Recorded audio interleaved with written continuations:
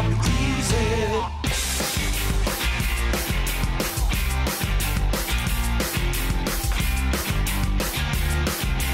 The greatly anticipated Derby debut at Optus Stadium certainly lived up to expectation on Sunday afternoon in front of the record crowd, as it was West Coast who prevailed and held down equal top spot on the AFL ladder. Welcome to another episode of Eagle Review, proudly sponsored by Kennards Hire. Ben Roberts, Hi. Always great to have you here.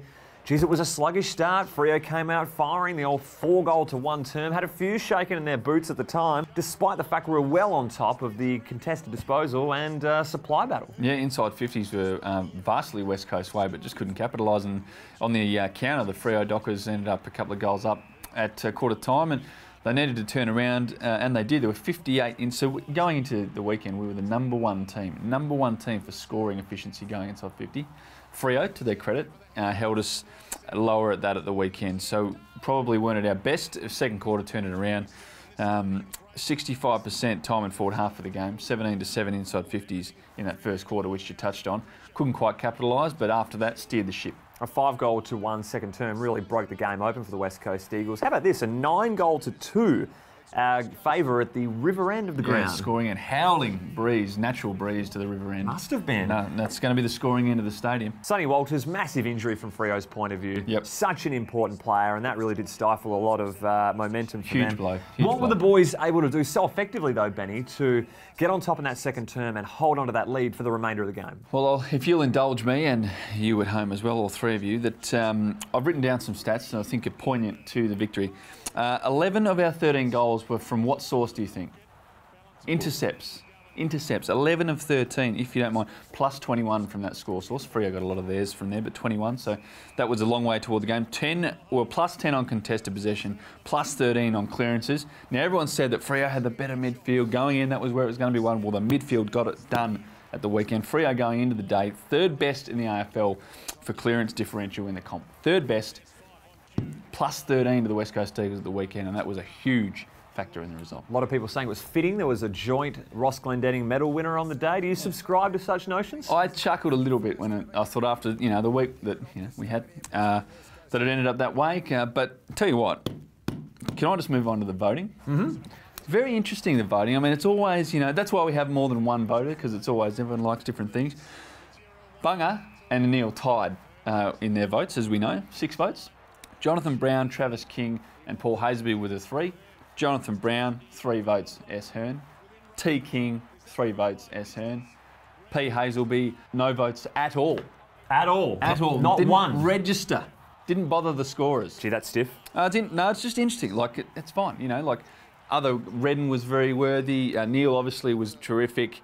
Gaff was good. A lot of good. Lycett was bloody good. We'll talk about that later. But, just interesting. One of those quirks of voting, and it was fitting that they joined it. You touched on them. They were solid. Gaff, 32 disposals, 6 clearances, had 11 CBD attendances. So it's plenty more time in the middle for Andrew Gaff. 9 score involvements as well for Gaffy. Excellent work. Scott Lycett's game on one of the premier ruckmen in the competition, ageing but still a beast out there, was sensational. Big Scotty Lycett, 18 disposals, got around the ground well, 20 hit-outs and 5 score involvements. One of the best games he's played, I reckon. Absolutely, but you're going to touch on Gov again, aren't you? I thought Gov was going to be a sniff of the medal. I thought he was going to be right up there, but not to be. If only I was voting. I would have given Bunga at least 1 too. 6 intercept marks for Gov, so he's after not a shaky start, but he just wasn't as dominant as he could be early on in the piece. His one-hander was honestly one of his best this year, wasn't it? Yeah, that was unbelievable. He's going very well. 6 intercept marks, as we know, we scored a lot of points. Plus 21 in that category is the master. Equal first in the comp for intercept marks. He's a gun. Love it. Jack Darling, a couple of crucial goals there in the second term, especially when we were missing a lot of opportunities in front of the big sticks as well. Can I just run through his second quarter for you? Please. He did plenty, let me tell you. 5 disposals, 4 of those contested, 3 marks inside 50, 3 goals. Thanks for the chocolates. Sensational, and his roving attempt there read the pack very well. Jack Petruccelli making his debut. Well done, young fella, in his first year at the club. Had his jumper presented to him by Quinton Lynch the day prior to the game. That was a special moment as well. Just the 4 touches for Jax is still finding his way at the top level, but is still in the middle of the ground when Freo were on the counter to begin with. They had an open field and they were on the burst, and that was an important goal, I thought. Good chance for him to use his pace too. Like if you're going to get a moment in the game, Jack Petruccelli, you know what he wants? He wants 200 metres of open space ahead of him with one defender and 3 eagles. Just bounced down, looking great. Handball, goal. Love That was it. awesome. Couple of first debutants in the derby. Did you just make that word up? Not really, but I'll run with it. Okay, I like it. Debutantes, we'll use that in the future. Cole, one of them. Very good. How about his tackle on Sanderlands? Oh, I thought he was going to get monstered. Ragdolled him. I love it. Waterman, two snags. Didn't look out of place. Love it. No, it was good. Couple of debutantes, as you say, and they all did very well. How did you see the Yo-Fife matchup? Well, considering the reports on Friday that Yoey was going to miss and had half a hamstring missing, I thought he did bloody well. No, I thought they were at it all day. They weren't on each other all day, but they started, at particular moments together, and they went with each other here and there. Very well balanced athletes. I thought it was probably chockies even on the day. Right, moving on. What about the three-quarter time miss from Monday? How big a role did this play in the momentum swing of the game? We'll never know, but your thoughts? Big moments. Like, there's a couple of big moments late in the third quarter, like Masto getting this one smothered. Big momentum turner, that one. Turner. And Hearn the 50. Yeah. Jesus, just didn't have to do it. You're going to give him a cook, are you? No, well, I'm just saying, like, I can see what he's doing. They were on a fast break, trying to hold him up. Ballantyne made the most of the contact, As Ballantyne does. Yeah, good on you. But that just as much as those two. Yeah. A couple of spoilers we want to highlight here too as well. Lecker back with the flight. Back with the flight. Thought McCarthy was going to send him in the next week, but luckily just looked like the most heroic bloke out there on the day at 30 plus years of age. Flying Lecker in 18 pressure acts, team high for the weekend. 18 pressure acts in the forward half, and they're the things that people don't notice. Yes, he's in there to kick goals, take marks, all the rest of it, all the good stuff that forwards do, and that he's done for a very long time at such a high level. But the pressure acts are things that people don't notice, and that was one of the things he was fantastic in at the weekend. For the second spoil of the day, got to give credit where credit's due. What about Pearce? Good job on JK for the day. Shut him down well. But the blind spoil. Oh, you're on when that's coming off for you on the day as well. Time for the Kennards Hire roast of the round, and as always, the list is growing as we speak. We're going to go straight into Jack Darling. Got the mark here.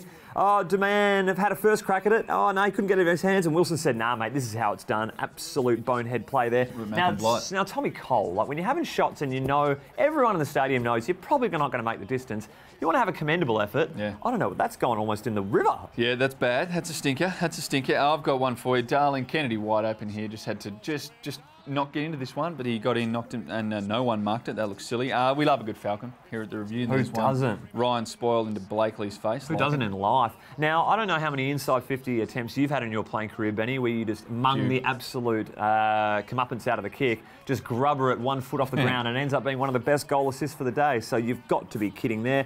Wow, Tommy Cole falling for the oldest trick in the book, the old three-card trick. The old under nines. When a bloke's steaming in at 40k an hour, taking a set shot, you got to think something's up. Hang on, that is no one's set shot routine, running in at full tilt at 45 degrees. No one runs in on it. You felt for it. Rioli's gone for the big hanger and got nowhere near it, so we'll give him a roast. Barris caught here because he got no right foot on this occasion. Haven't seen him use his right foot now that I think about it. I have, but it's very few and far between, and in this case, cost him. Isn't it? Going to go around the grounds very quickly now as well.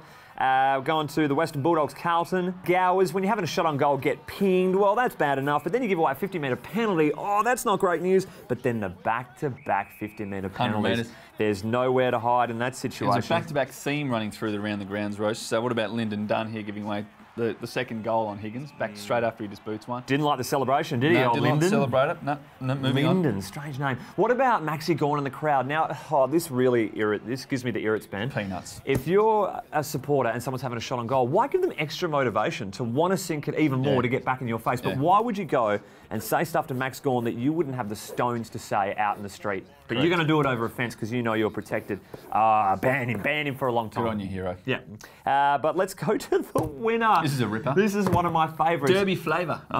It's over to you, Mark Reddings. Take it from here. No Derby trophy at the ground, but guess what? Given the history... Oh, you've just broken it. We'll get that. It was very heavy. Not a great start. Okay, so that's the real reason there's no Derby trophy, because Mark Reddings is a dill, and it's in 40 pieces on the floor at Crown Perth. Nice work, Kennards. A roast of the round winner. Cheers. All the best.